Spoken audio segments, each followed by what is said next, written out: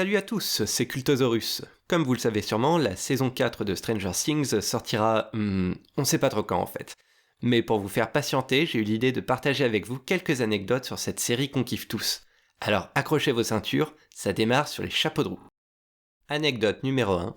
Le personnage d'Eleven, interprété par Millie Bobby Brown, est un clin d'œil à E.T. l'extraterrestre. Comme certains d'entre vous le savent, la série Stranger Things est truffée de références au film E.T. de Steven Spielberg. C'est Millie qui l'a elle-même révélé à IndieWire, je cite « Ils m'ont dit que le personnage dont ils voulaient que je me rapproche était E.T., notamment pour la relation entre E.T. et les enfants. J'ai trouvé ça très intéressant et Matt et Ross m'ont dit « En gros, tu vas jouer les aliens. » Sans commentaire. Anecdote numéro 2. Le personnage de Dustin a mué en cours de saison. Pour ceux qui auraient un trou de mémoire, Dustin c'est celui qui porte souvent une casquette et qui a les dents... comment dire ? Pas génial. C'est un des problèmes courants quand on tourne avec des ados, le corps change comme on dit. Au cours de la première saison, Gaten Matarazzo, qui interprète le rôle de Dustin, a vu sa voix changer en cours de tournage. Pas au beau milieu d'un épisode non plus, mais suffisamment rapidement pour que ça pose un problème de post-production. À savoir que le jeune acteur n'a pas pu réenregistrer ses dialogues après le tournage comme ça se fait souvent. L'équipe a dû garder les dialogues enregistrés pendant les prises. Je sais pas pour vous, mais personnellement, je n'y ai vu que du feu. Anecdote numéro 3, la série a eu du mal à trouver preneur. Oui, vous avez bien entendu. Non, vous ne rêvez pas. La série a en effet été refusée plusieurs fois avant d'être signée chez Netflix. Et c'est rien de le dire, puisque ce ne sont pas moins de 20 studios et chaînes de télé qui ont dit non au projet. Ils doivent le regretter amèrement aujourd'hui, étant donné le succès triomphal de la série. Anecdote numéro 4, les origines de la série.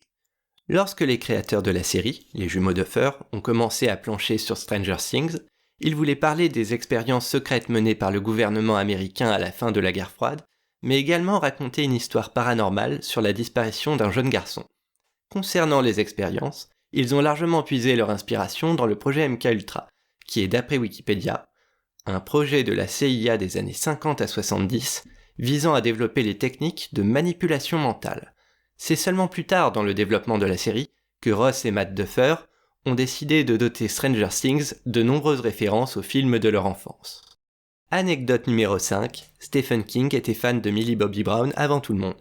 Comme la plupart d'entre vous, j'ai découvert Millie Bobby Brown dans le rôle d'Eleven de la série Stranger Things. Mais Stephen King n'est pas comme nous, il est mieux, hé. Il a donc découvert cette talentueuse actrice avant nous.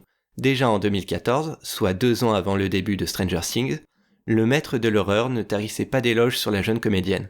On pouvait ainsi lire dans un de ses tweets « Millie Brown, la fille dans Intruders est incroyable. C'est moi où les enfants acteurs sont beaucoup plus doués qu'ils ne l'étaient avant. » Fin de citation.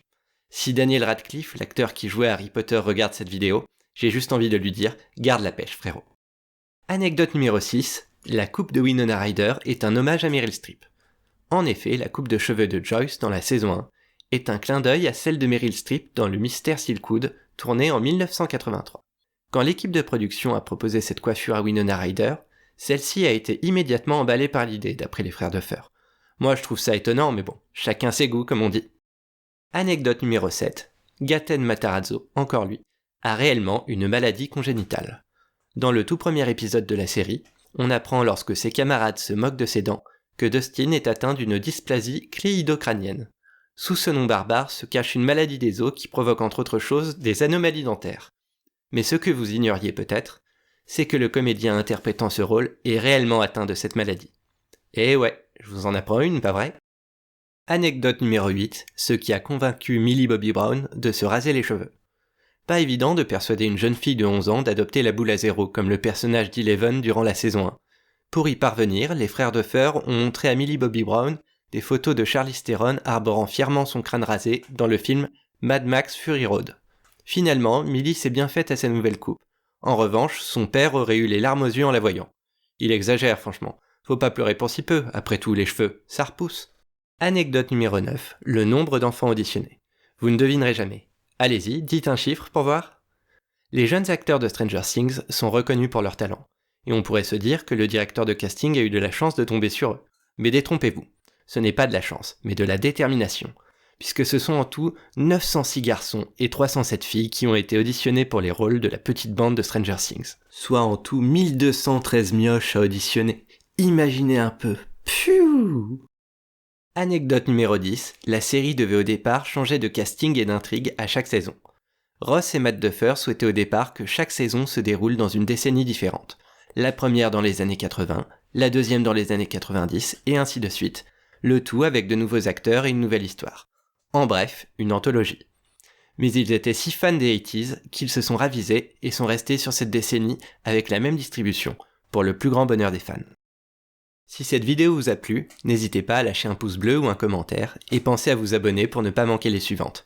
A plus dans le bus!